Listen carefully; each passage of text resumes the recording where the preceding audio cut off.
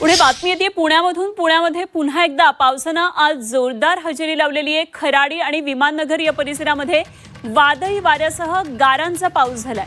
रस्त्यावर पाणी साचलेलं, त्यामुळे नागरिकांना या साचलेल्या पाण्याचा मोठा त्रास सहन करावा लागतोय।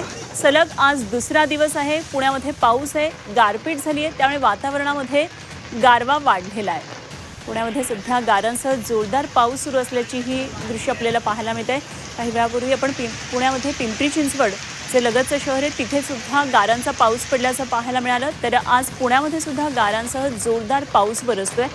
रस्त्यांवर पाणी साचल्याच्या सुद्धा घटना घडतात।